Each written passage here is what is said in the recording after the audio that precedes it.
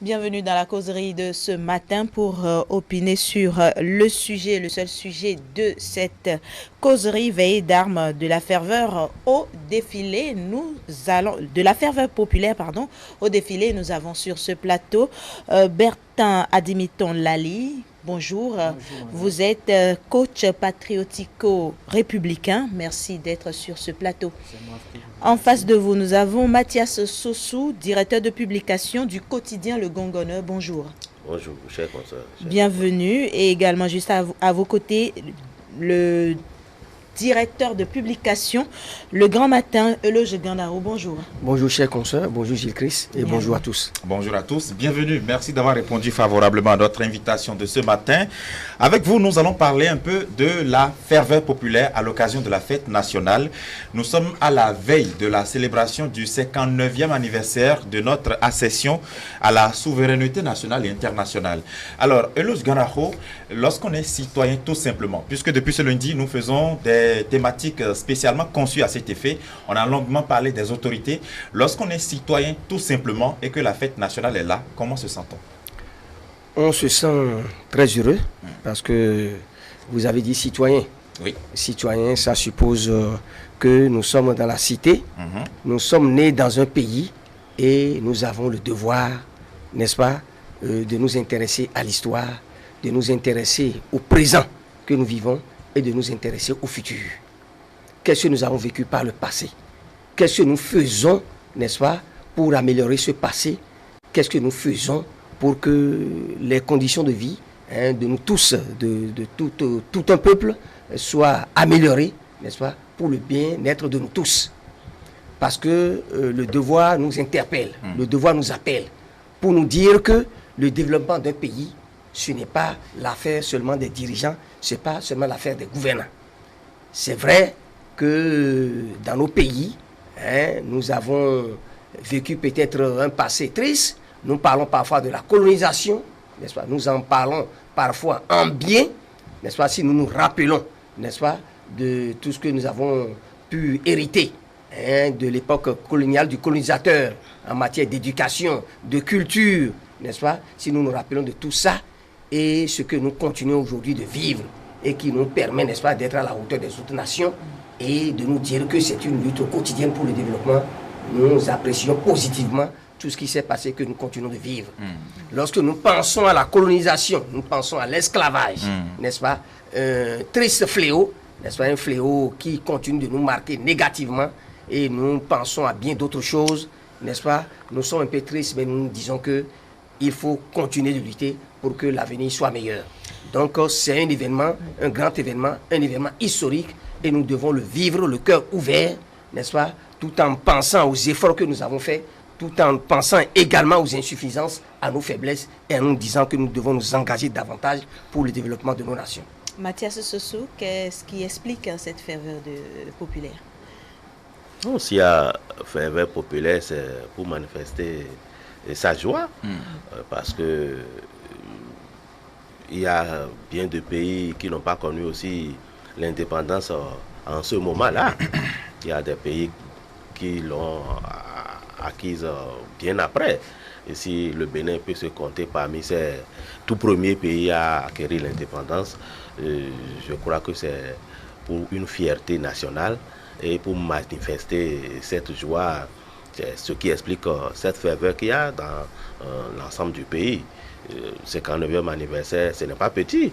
Ça fait 50 plus 9.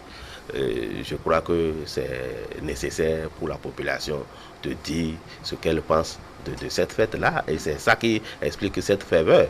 Et quand ce n'est pas venu comme un coup de tonnerre, c'est une programmation. C'est tous les ans, tous les 12 mois que ça arrive. Donc, ce n'est pas une surprise, ça veut dire que ça se prépare et c'est le résultat qu'on constate à la veille de cette célébration.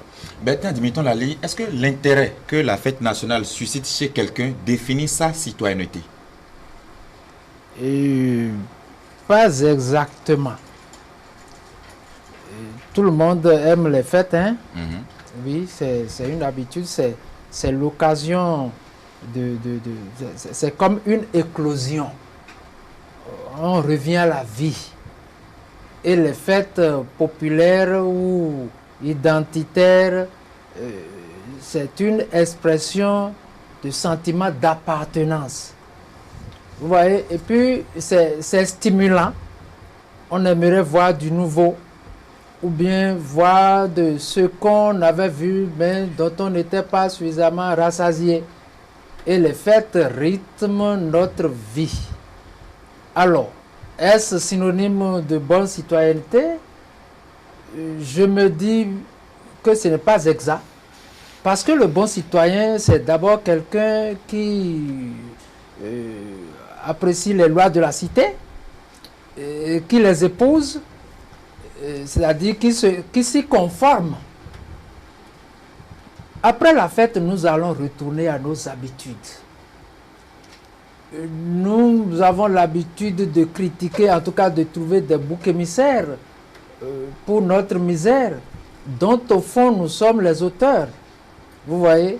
Donc ça ne change pas les habitudes. Être bon citoyen, ce n'est pas non seulement fêter, mais faire le point. Du 1er août 2018 peut-être 18 à 1er août 2019, ou bien à la veille au 31 juillet. Mais qu'est-ce que j'ai fait en tant que bon citoyen? Mon environnement, est-ce que je l'ai géré de façon pacifique? J'ai pu nettoyer un peu ma vent? Est-ce que j'ai pu servir la vie? En un mot, c'est ça. Et surtout, moi, j'aime revenir à la vie intérieure. Tout ce qui vient de l'extérieur est stimulant, mais l'intérieur importe beaucoup. Quel est mon rapport avec moi-même?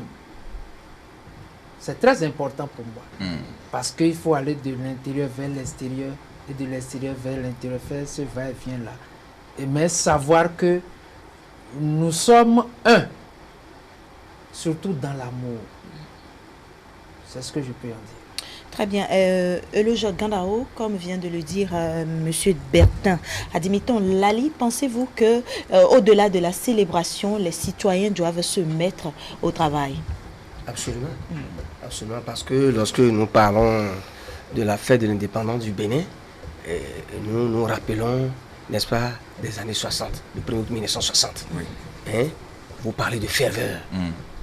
Même ceux qui n'étaient pas nés à l'époque, je crois qu'à travers l'histoire, ont su que c'était un événement vraiment important, historique. N'est-ce pas? Comme beaucoup d'autres pays africains, le Bénin qui accède à l'indépendance. Nous, comme on le dit ordinairement au temps de la Révolution, nous devons compter désormais sur nos propres forces. Nous allons nous libérer. Nous devenons indépendants pour que désormais nous-mêmes nous travaillions pour notre destinée, pour le développement de notre nation. Mais depuis 1960 jusqu'à aujourd'hui, qu'est-ce qui a pu véritablement changer? C'est vrai que c'est un événement historique qui a la ferveur. Et lorsqu'on a ce bon souvenir-là, n'est-ce pas, toutes les manifestations qui marquent cette fête-là, on voit, c'est des réjouissances populaires, les populations qui se déplacent à travers le défilé ou tout ça là. Les discours même, n'est-ce pas, nous font revivre ce passé-là pour dire que désormais, nous-mêmes, au lieu d'être dépendants, n'est-ce pas, économiquement, culturellement, politiquement, nous-mêmes, nous prenons notre destin en main, nous travaillons, n'est-ce pas, pour améliorer notre condition de vie. Mais qu'est-ce qui a pu véritablement changer? C'est pourquoi, en tant que citoyens, nous devons nous dire que, n'est-ce pas, à côté de ce bon souvenir-là, de tous les événements qui marquent ce bon souvenir-là, et de tous les discours qui nous disent « engagez-vous, travaillez davantage », nous devons nous mettre à l'œuvre. C'est-à-dire qu'il faut que les paroles se traduisent dans les actes véritablement. Il ne s'agit pas de dire qu'on est citoyen, de vivre simplement l'événement, de prendre des engagements, mais il s'agit de passer véritablement à l'action. Et si on le dit, cela ne concerne pas, parce que de façon générale, on pense que, bon, dans les États, nous avons un gouvernement, nous avons une équipe qui dirige, c'est à eux qu'incombe le devoir de tout faire pour que la nation se porte mieux, pour qu'il y ait développement. Non, c'est une synergie d'action, n'est-ce pas? Chaque citoyen qui collabore avec l'État, qui collabore avec les forces de l'ordre, pour que la lutte contre l'insécurité, n'est-ce pas, soit traduite dans la réalité et que cette lutte puisse aboutir, ce citoyen-là, un vrai citoyen, et remplit un devoir d'un bon citoyen, n'est-ce pas? Chaque citoyen, à travers les paysans qui travaillent dans les champs, n'est-ce pas, et qui se dit, vraiment, il faut que ça change et qu'au plan international, notre pays soit compétitif et que nous produisions des produits de bonne qualité, que nous puissions promouvoir la culture locale, nous puissions promouvoir, faire en sorte que les cultures vivrières puissent nous porter haut et plus compétitifs et apporter un plus à notre économie et en train de travailler sur un bon citoyen. Dans tous les domaines, nous devons nous dire que nous avons notre partition à jouer. Donc il s'agit de faire le point, comme l'a dit si bien Bertin, oui. À chaque fête d'indépendance, ça ne devrait pas se limiter simplement à la réjouissance, à cette ferveur-là, à un simple défilé, mais nous devons faire notre propre bilan pour nous dire que mais qu'est-ce que nous avons pu véritablement changer par rapport au discours que nous avons tenu il y a 1 an, les engagements que nous avons pris, qu'est-ce que nous avons pu faire pour montrer que là nous avons pu avancer 2 pas, de 2 pas, de 3 pas, au plan économique, au plan culturel, dans tous les domaines. N'est-ce pas? Donc c'est à travers cet effort-là que nous pourrions véritablement apprécier nos efforts et nous dire que voilà, nous avons fait un plus, mais nous devons faire davantage pour avancer et pour que notre pays puisse véritablement progresser. Très bien. Mathias Soso, sur les 11 millions d'âmes qui vivent au Bénin, très peu ont une double nationalité. Nous n'avons que le Bénin comme patrie, comme nationalité. Est-ce que, à l'occasion de cette fête nationale, on arrive en tant que citoyen à faire une pause et à se dire, mais quelle est ma contribution vis-à-vis de cette patrie-là? Bien sûr, parce que vous savez, le Bénin n'a pas accédé à l'indépendance les bras croisés. Et les citoyens, les élites de ce pays qui ont œuvré, qui ont bataillé pour qu'on accède à l'indépendance ont dû travailler, puisque c'est le travail qui assure l'indépendance. Et nous avons eu l'indépendance. Ça fait que chaque année, le travail qui se fait, le bilan qui se fait au niveau des citoyens ne peut pas s'évaluer du coup. C'est avec le temps qu'on constate. Vous n'allez pas dire que nous étions là où nous sommes là où nous étions depuis qu'on a acquis l'indépendance en 1960. Il y a eu certainement d'évolution. Et chaque année, on va d'évolution en évolution. Donc, le citoyen lambda qui est à son niveau ne reste pas bras croisés. Il a toujours un travail qu'il abat à son niveau. Est-ce qu'il sent vraiment que son cœur bat le plus un 1er août vis-à-vis du Bénin ou encore du Dahomey que les jours ordinaires? Oui, il le sent. Seulement que actuellement le truc n'est plus décentralisé. Oui. C'était au temps où il y avait les... Bon, c'est même récent, où il y a la célébration cyclique. On va y arriver tout à l'heure. Voilà, où tous les citoyens de chaque département sont impliqués.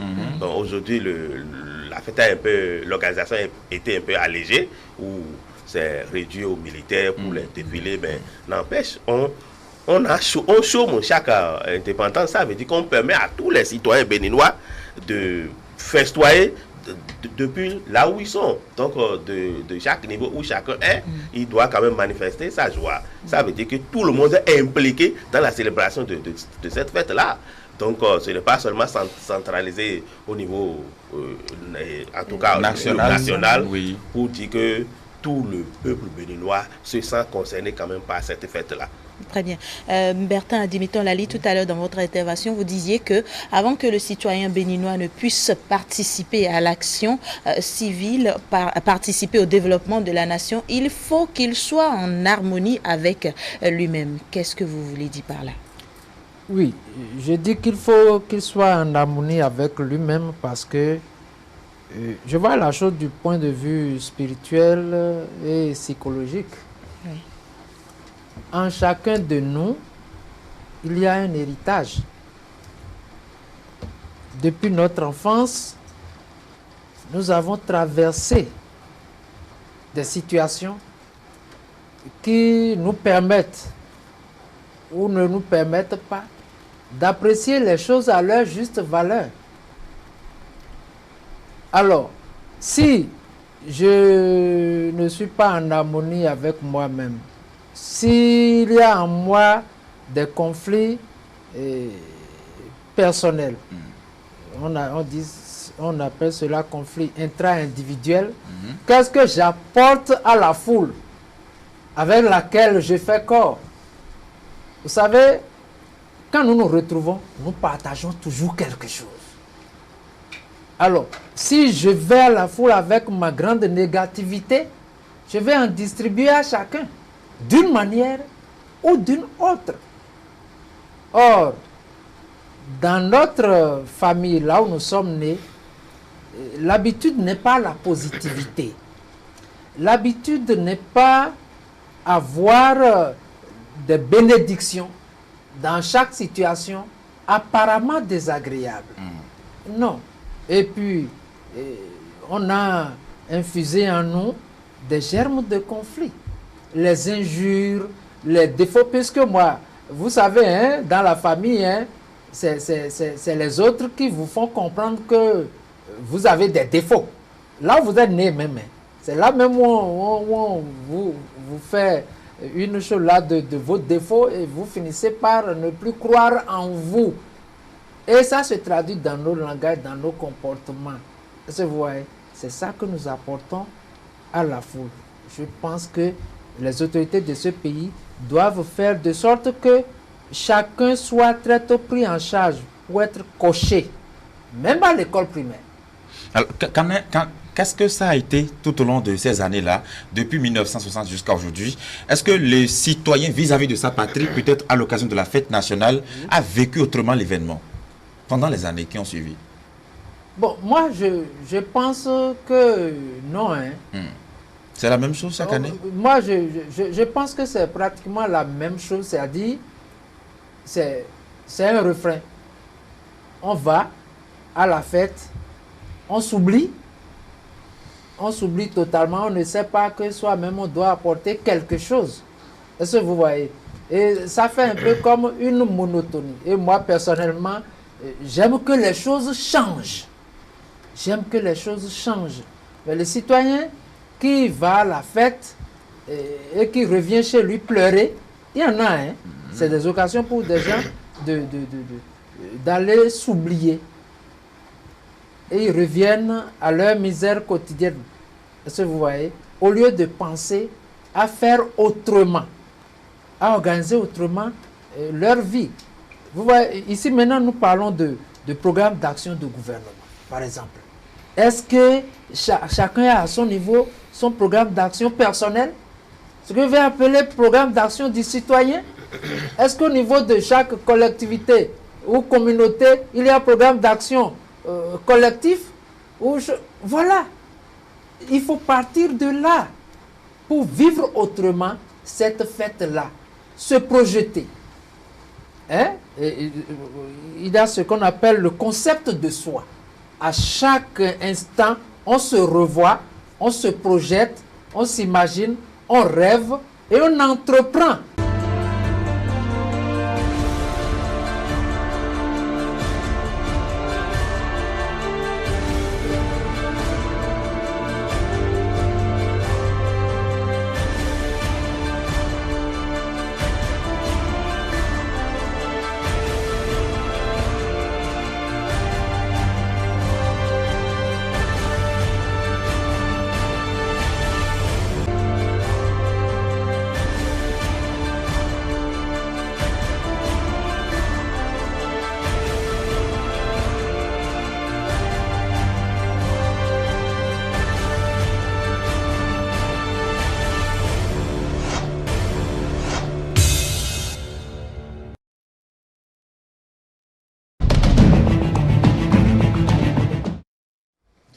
Et on revient sur ce plateau après cette interruption imprévue. Hein, c'est pour des raisons vraiment indépendantes de notre volonté. On espère que tout est rentré dans l'ordre. Vous voyez, sur le plan technique, tout ne marche toujours pas comme on les a prévus.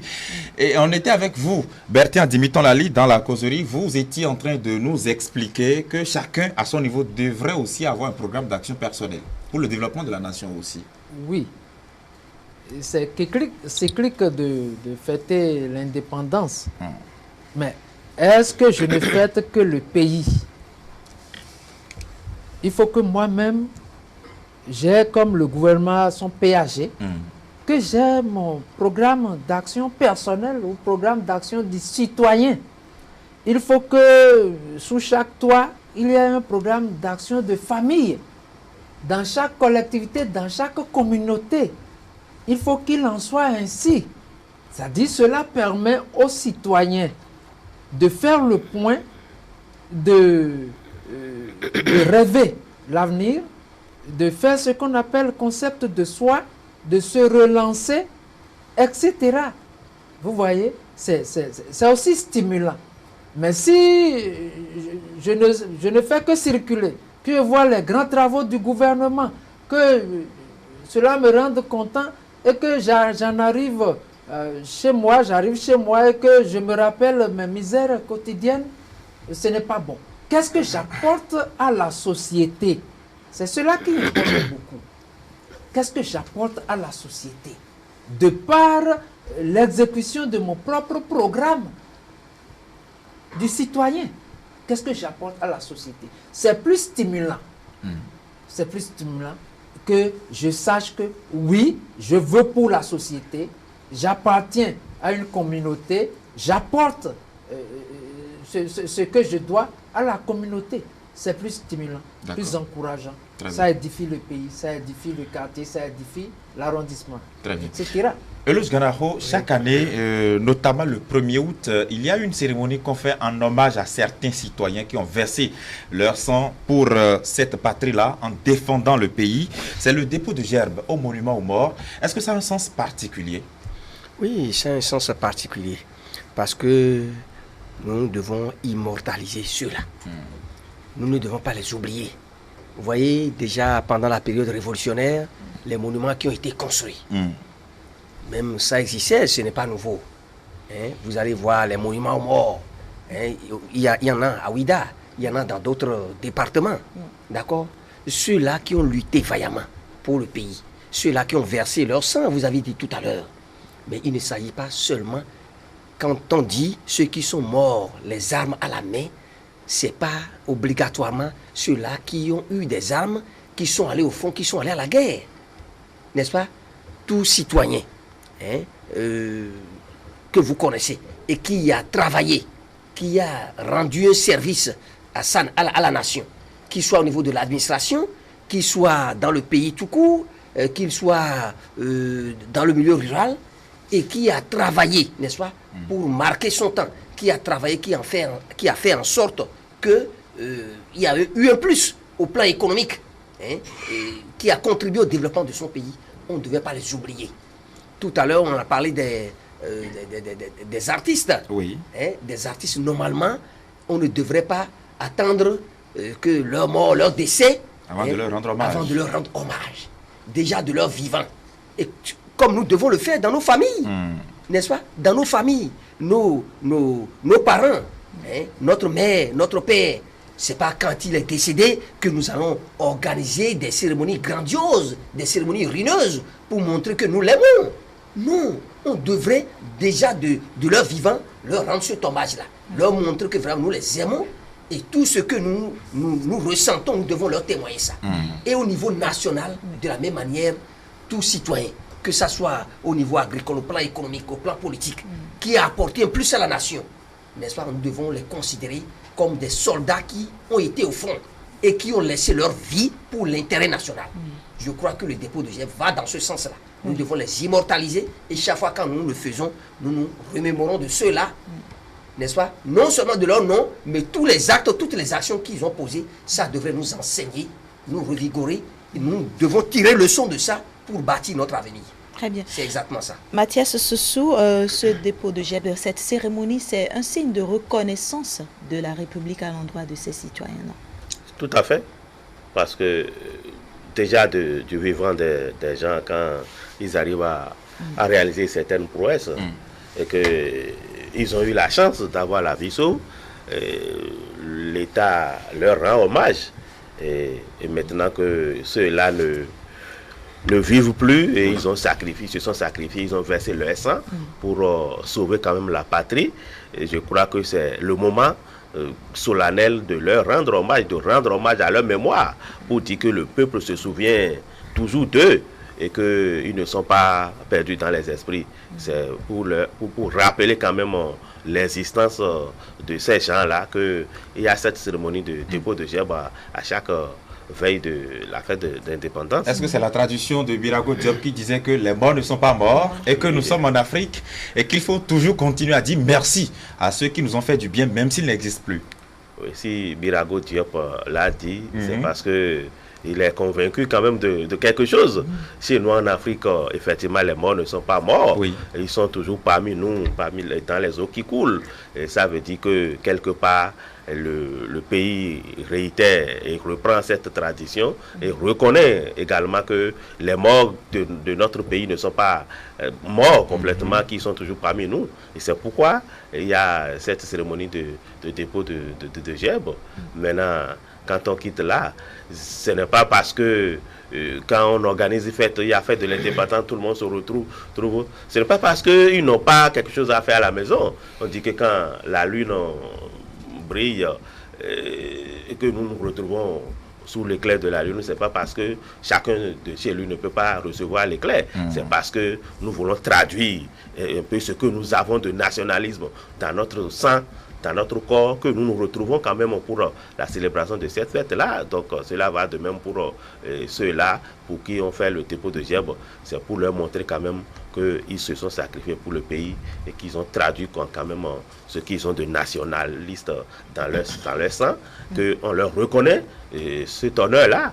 Et c'est pourquoi à chaque fois, il doit avoir cet hommage-là qu'on leur rend, parce que c'est entré dans les traditions qu'à chaque fois, il faut quand même se remémorer et leur rendre quand même cet hommage-là et dire qu'ils appartiennent à la nation et qu'ils ont défendu cette nation dans laquelle nous sommes en train de vivre encore.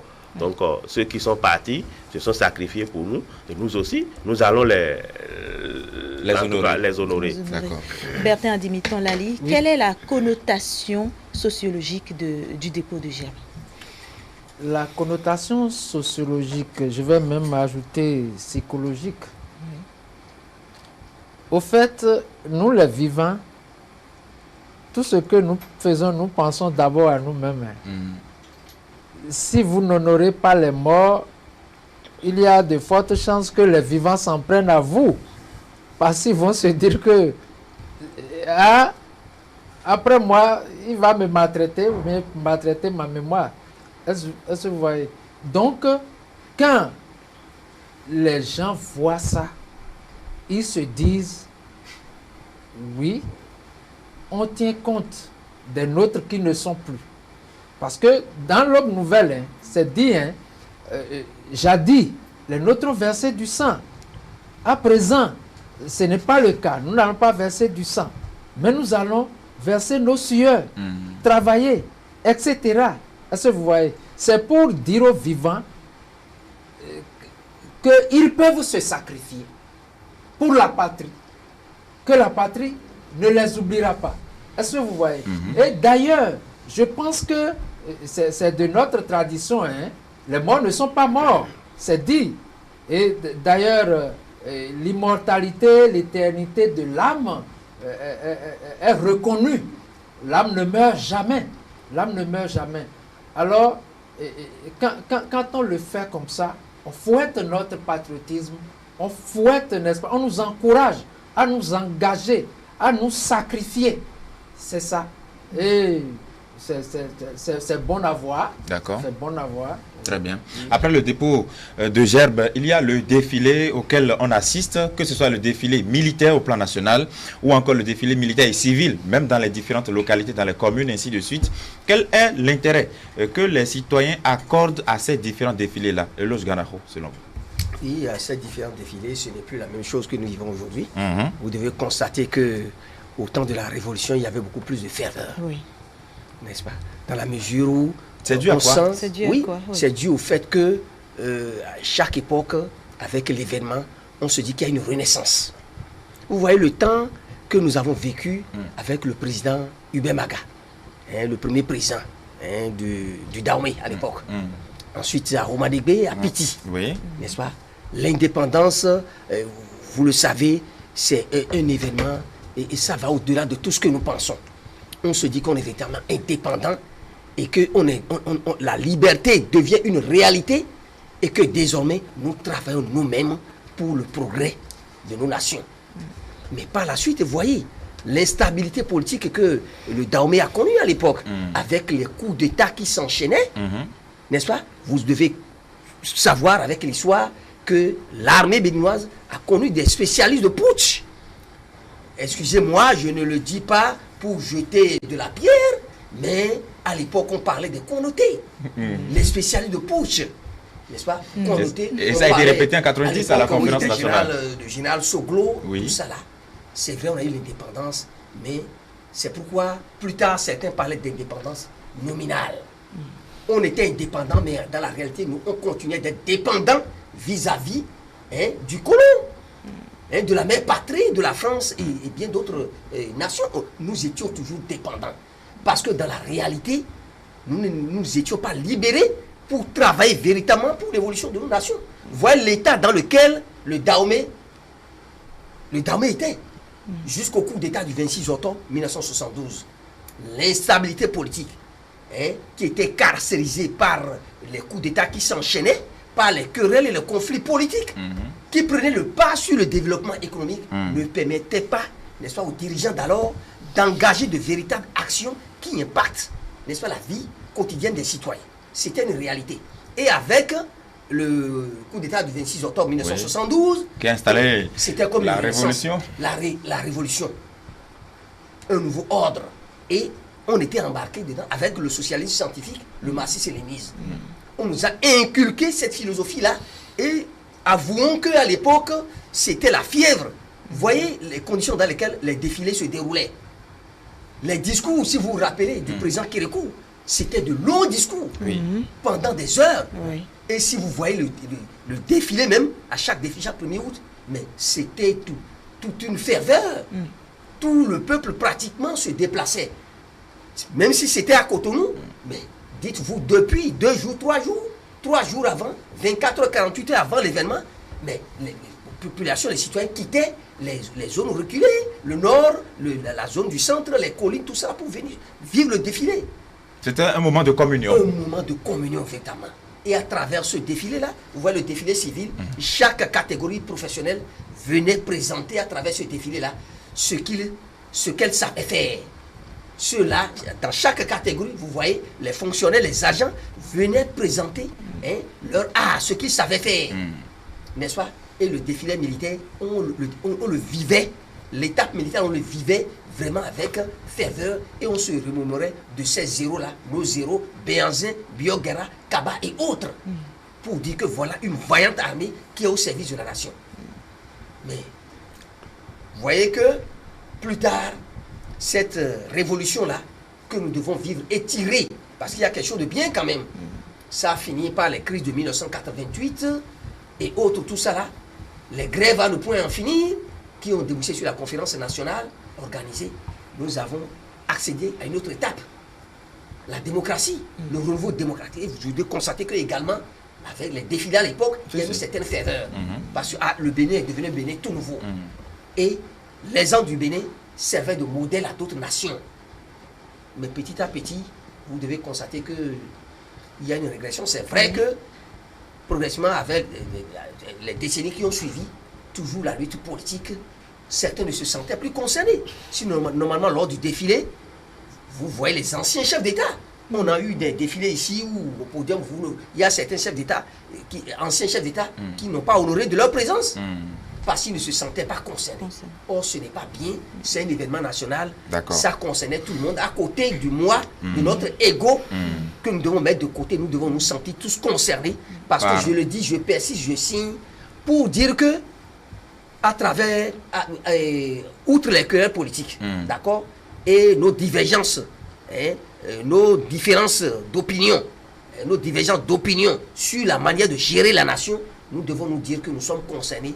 Ce qui importe, au lieu de lutter pour nos intérêts personnels, nous devons nous dire qu'il y a aussi l'intérêt général. Nous devons travailler pour préserver cet intérêt collectif, général. préserver cet intérêt-là, pour qu'il y ait véritablement, pour que le développement devienne une réalité, ce rêve-là devienne réellement une réalité. Une réalité. Mathias Sossou, pour que la ferveur dure, on doit comprendre que l'État, le Bénin, existe toujours et on doit faire un bilan des années 72 jusqu'à ce jour. Le Bénin a émergé et c'est une raison pour nous, notamment pour festoyer ou pour vivre encore avec détermination ce 1er août, n'est-ce pas?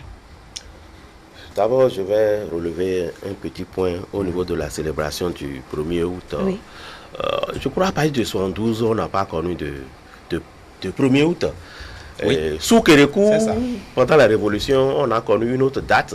Oui. Kérékou a mis en veilleuse la célébration du 1er août. Oui, C'est c'était après son règne, en novembre. avec l'arrivée de la démocratie en 90, Oui. que nous avons repris avec la célébration de la fête d'indépendance. C'est Kérékou a connu son 26 octobre, Oui. son 30 novembre, Oui. Oui. que Oui. Feu Jonas Pedro chantait dans les chansons à Oui, l'école oui. primaire. Quand cette date-là arrive, c'est en ce moment-là qu'on se retrouve au défilé.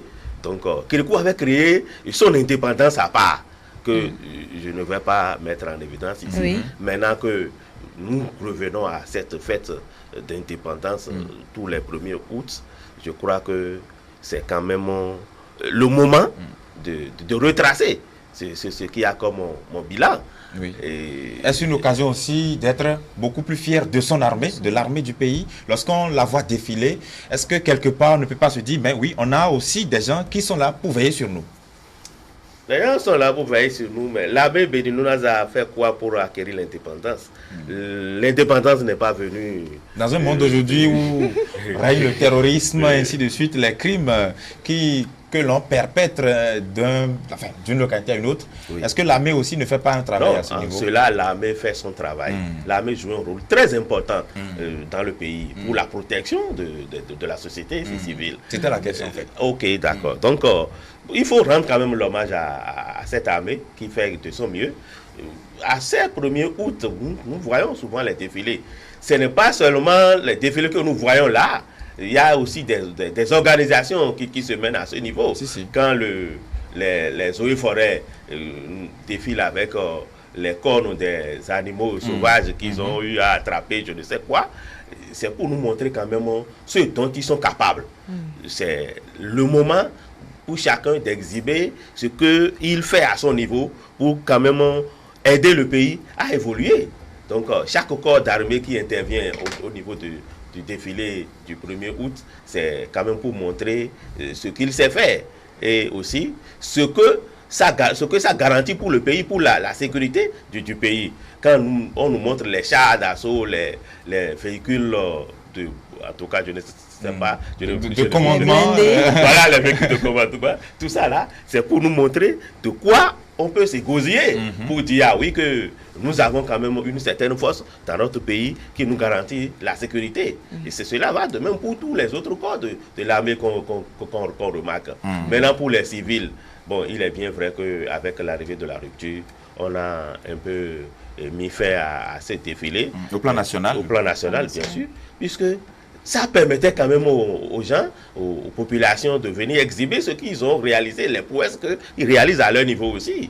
Nous avons eu le temps de voir ces différents défilés des civils qui nous... On voit les Sanguito qui passent, les qui faisaient des Gongon, ainsi de démonstrations. suite, oui.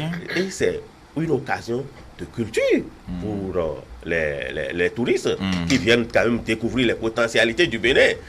Tout ça, bon, je crois que ça dépend quand même du programme d'action de chaque président, de chaque régime. C'est vrai que d'une commune à une autre, ça continue toujours à Boumé-Calavi ou à Ouida, ainsi de suite à Porto Novo. On assiste au défilé non seulement militaire, mais également au défilé civil.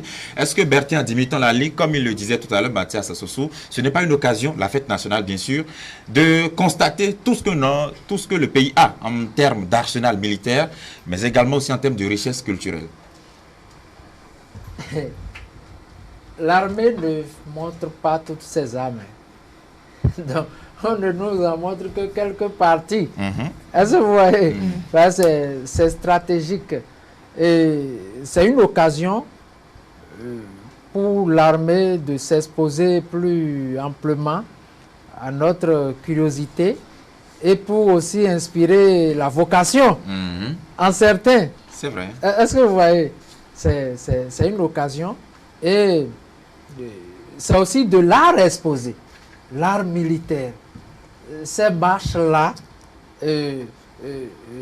ces chansons de combat, hein, ces chansons qui vraiment nous infusent le courage. Hein? Est-ce que vous voyez? Je dis que c'est stimulant.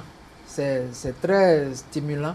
Mais je vais en venir à la psychogénéalogie politique de notre pays.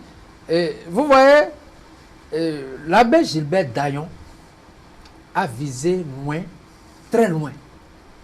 En composant l'Aube Nouvelle. En composant l'Aube Nouvelle. Moi, j'admire ça. Chacun devrait vraiment posséder cela, c'est-à-dire l'esprit de l'Aube Nouvelle. Et, il a parlé du passé. Il y a eu des combats. Mais à présent, que devons-nous faire? Notre combat, nous, ce n'est pas de verser du sang, mais de travailler dur. Est-ce que vous voyez? Et il a exposé les richesses que nous avons et il a dit à chacun, en tout cas, le pays promet pour chacun sa part selon son engagement, hein, et on aura l'abondance. Hein, je ne veux pas chanter ici. Est-ce que vous voyez? Donc, si nous avions pris ça, dès les premières, on dit que de 0 à 6 ans, c'est la fondation pour l'enfant.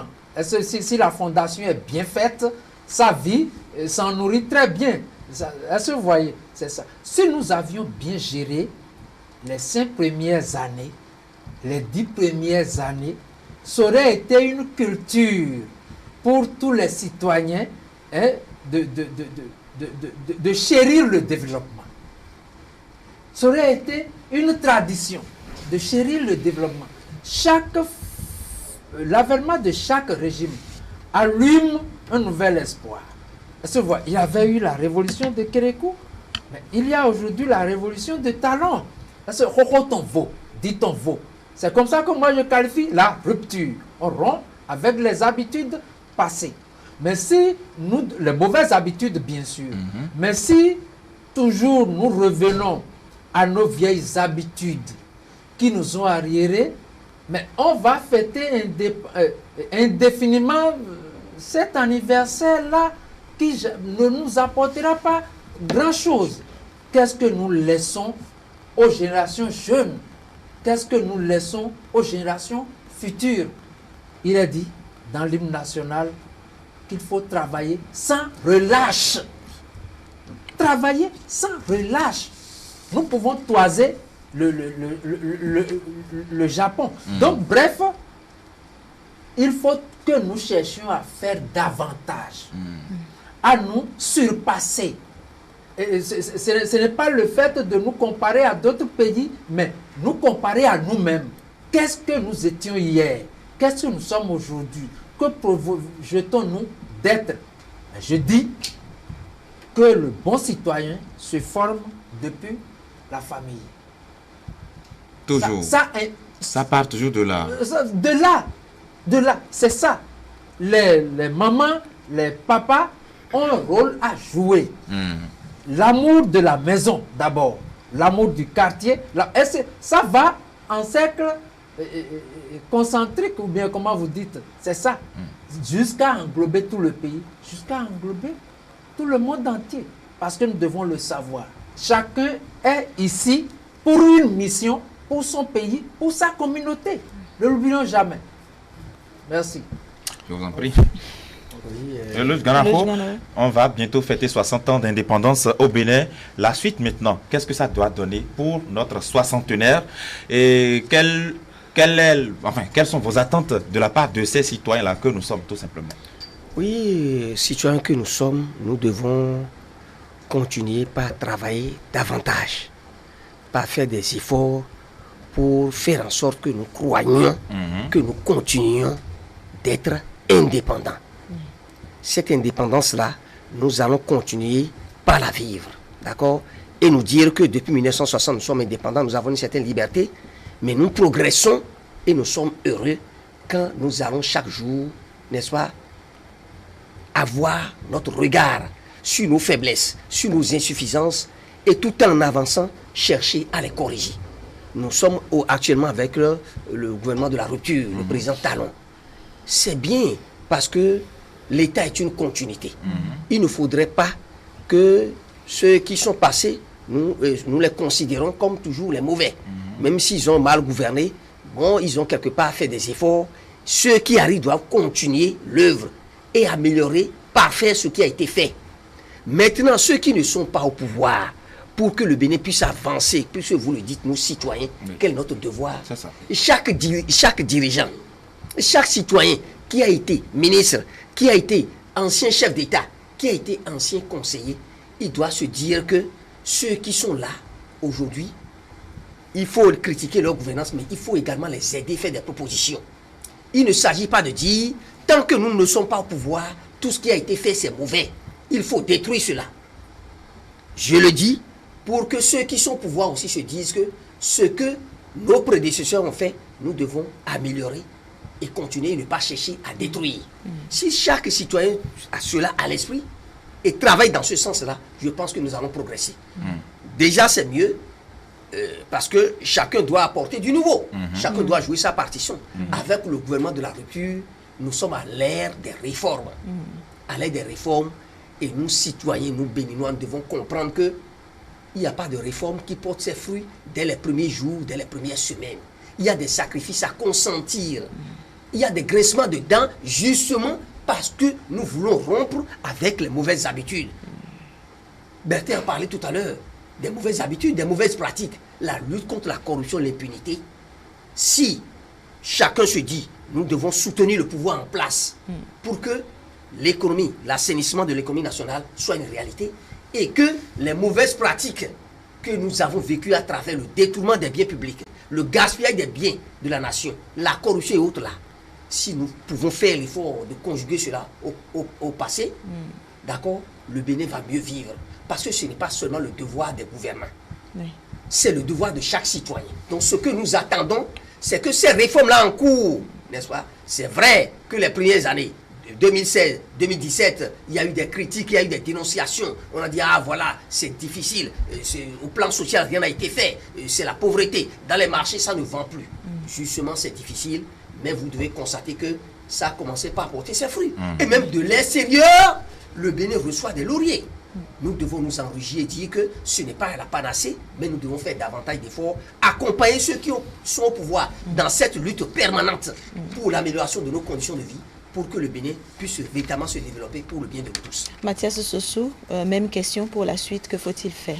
Oui, avec le soleil des indépendances, les sages nous ont dit que c'est le travail qui assure l'indépendance, évidemment. C'est ça. Et avec l'arrivée de la révolution Talon, je dirais, j'irai un peu plus en profondeur en disant que, comme les gens le disent souvent, il faut tisser la nouvelle corde au bout de l'ancienne. Si l'ancienne corde là, si le bout de l'ancienne corde là est gangréné, est-ce qu'il faut prendre la nouvelle et aller la tisser au bout de cette corde là? Je crois qu'il faut quand même enlever la partie gangrénée avant de continuer à tisser la nouvelle. Je crois que c'est la révolution que Talon a orientée dans ce sens. Si avec son prédécesseur, il faut nécessairement organiser les fêtes tournantes là, pour faire des réalisations dans les départements, l'actuel chef de l'État n'a pas attendu les fêtes tournantes avant d'engager l'asphaltage dans tous les départements, dans toutes les communes aujourd'hui. Cela veut dire que chacun a sa révolution qu'il opère à son niveau, avec cette révolution, je crois, et ça met tout le monde au travail. Et si Talon aujourd'hui arrive à faire ces différentes prouesses que l'on voit sur le plan national et international, c'est que dans sa tête, il a quand même une vision. Et cette vision avec laquelle il est venu, c'est pour impacter davantage le Bénin et montrer qu'à chacun son rêve. Il est bien vrai, il est permis de rêver, il a rêvé et puis il est en train de réaliser effectivement le contenu de son rêve.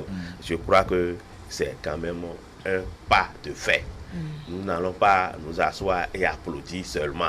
Il faut accompagner quand même ces différentes réalisations, ces différents rêves pour que le Bénin soit véritablement indépendant, que le Bénin mérite vraiment cette indépendance-là que nous avons eue depuis 59 ans. Il ne suffit pas seulement de rester et apprécier. Les gens, ils font à chaque fête d'indépendance dans certains pays. En tout cas, moi, j'ai suivi le 14 juillet dernier des inventeurs qu'on a exhibés sur les chaînes internationales. Pourquoi pas chez nous au Bénin? Nous avons de petits inventeurs dans le pays, des gens qui réalisent de petites prouesses. Il faut quand même nous les exhiber et les célébrer également pour encourager d'autres qui vont venir. Je crois que c'est à ça qu'il faut inviter les gouvernants à associer, en tout cas les citoyens du pays, parce que le tout ne suffit pas de se retrouver sur une place publique et de dire nous sommes en train de fêter l'indépendance. Pour les fois à venir, il faut penser aussi à célébrer les Béninois qui font de petites prouesses à leur niveau. Très bien. Bertin Adimiton-Lali, vous l'avez dit tout à l'heure, l'Aube Nouvelle commence par Enfants du Bénin, debout. Et il y a un grand mot aussi dans la devise nationale, c'est le mot travail, comme quoi levons-nous et travaillons pour le développement du pays, n'est-ce pas? Oui, vous voyez, tout travail. Notre organisme travaille. La nature travaille. Mais nous sommes le fruit du travail. Nous sommes le travail. Quand on ne travaille pas, on ne s'humanise pas. D'après moi, le travail, loin d'être une punition, selon une certaine idéologie, c'est plutôt une bénédiction. Les jours où... Encore faut-il aimer son travail. Tout d'abord, il y a quelque chose. Je vais toujours en revenir à nos parents, à la famille. Oui. Est-ce que nous cherchons à découvrir d'abord dans l'enfant ce qu'il a amené de positif? Nous le fouettons de notre éducation. Est-ce que vous voyez? Alors qu'il faut prendre suffisamment de patience pour voir ce que l'enfant a amené comme talent. L'aider à développer cela. Est-ce que vous voyez? Oui. C'est ça. Apprécier ce que l'enfant a de très bon pour qu'il sache. Ah, on a un œil sur mes qualités aussi. Donc il faut que j'en développe davantage. Depuis l'enfance, l'enfant qui est né très chaud là, aborde le jeu. Pour lui, le jeu, c'est déjà du travail. Est-ce que vous voyez? Il s'y absorbe. C'est nous qui infusons la paresse aux enfants. C'est ça. Donc, qu'on aide chacun à se découvrir, à être dans son domaine. Et il sera ingénieur dans son domaine. C'est comme ça. On vit en os. C'est une fête que de travailler lorsque vous êtes vraiment dans votre domaine. Il faut travailler. Quand on dit enfant du Bénin, debout, on nous mobilise. Mais il faut que l'individu même soit capable d'apporter du sien. Est-ce que vous voyez? C'est ça. Alors, mobiliser un pays, et ça revient aux gouvernants, c'est faire, le gouvernant doit faire le leur pour que le citoyen s'en inspire. Vous voyez, un chef d'État, c'est le soleil, comme le père dans la famille, est le roi soleil. Il doit être un coach, quelqu'un qui avance et qui il a sa vision et il partage ça et avance, se fait suivre de ceux qui partagent cette vision-là.